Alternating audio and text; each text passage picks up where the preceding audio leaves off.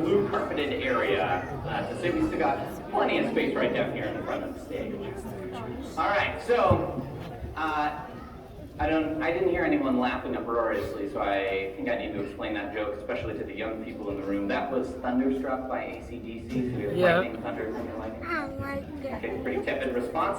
Two things moving forward. The first is, if that was a little bit too bright or loud for you, the show is only going to get brighter and louder, so I would advise you take advantage of those exits. If you did not enjoy that joke, the jokes aren't going to get any better, so I would advise you take advantage of those exits.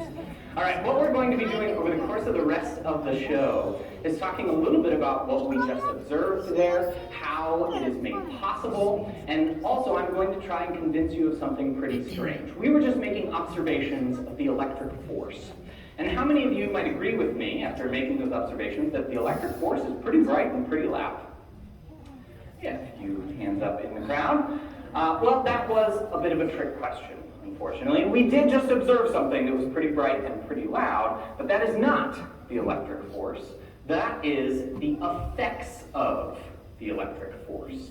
The electric force is invisible and silent. So that's what I'm going to try and convince you of using all the Tesla quotes up on these, in the stage here over the course of this show. But first I want to talk a little bit about how something like that becomes possible. Now the electric force moves electric charge.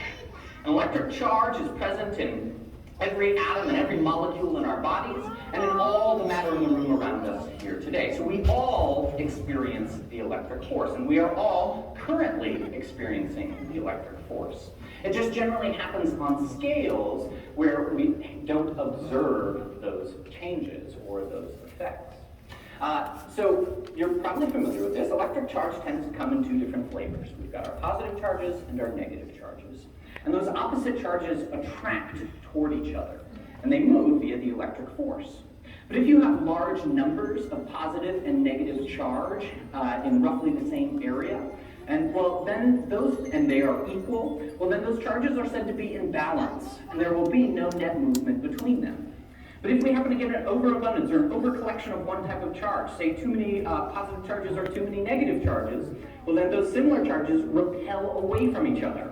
And again, they move via the electric force. Charges in the magnet are in turn going to push negative electric charge along a wire. That wire comes all the way up to here where we have a light bulb. And as that moving electric charge moves through the filament in that light bulb, it is going to heat up so much that it's going to produce light. All right, you ready, Nicholas? Here we go. Go ahead and start pedaling. Pretty easy, right? I'm going to put it up on camera here so that folks on top can actually see as well.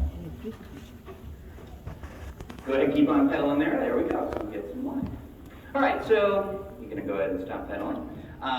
Pretty tepid response from the audience there again. Not a lot of support I'm seeing. So just give me a second. So we are definitely going to need to encourage Nicholas to get this done, right? We are going to need to give him a little bit of energy because this is a massive light bulb. It's going to require more electric charge to get through. So let's everybody give him a round of applause.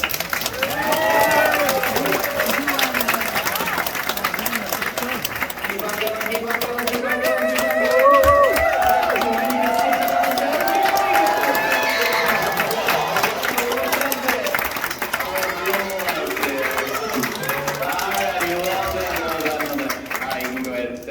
Thank you, Nicholas, for showing off. So once again, when we have larger electric charges, we need more and more energy, more magnets pushing that current, and more movement of those magnets to push that current. All right, let's give Nicholas one more round of applause.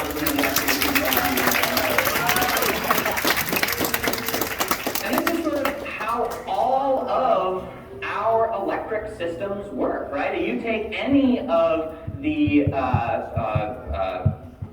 plug-in lights around here, you follow those wires into the electrical outlets, you follow those wires out to the electrical grid all the way to the power station, and you'll find a bunch of kids on bikes running and spinning magnets. But that is why we need things like the burning of fossil fuels or increasingly renewable energy. It's gonna light up. All right. Lightsaber. Take 2-3 steps backwards. I saw it on Brainchild, Mommy. Keep on going, right there. Perfect. touching your mouth. All right. So here we are again observing the effects of the electric force. In this case, the movement of electric charge from this Tesla coil down to the ground. Now initially we observe all those effects as all those high energy charges shoot out the top of the coil. But then they begin to take a bunch of separate paths as they all seek alternative routes down toward the ground. But when Anna got close enough with this light bulb, something special happened. A number of those charges found the same relatively efficient pathway. And that is through a little bit of air, through this light bulb, through Anna, and down into the ground. Now we further observed that as Anna stepped further away, that light became a little bit dimmer. That's because fewer of these charges are able to make this huge distance through the air before they find an alternative path down toward the ground. Well, I can actually improve the brightness in this bulb quite a bit by giving some of those charges a slightly easier path. The way I'm going to do that is with my body. So Anna, you keep on holding on to that, and I'm going to grab this end of the light bulb with my left hand, and I'm going to put my right hand very close to the Tesla coil. Let's observe what happens.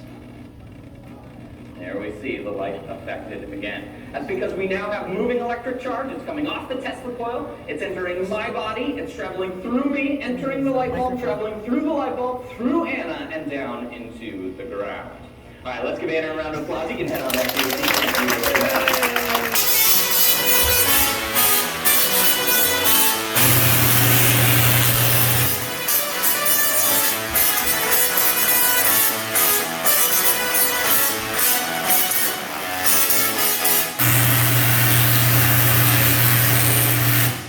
Thank you all very much for stopping by.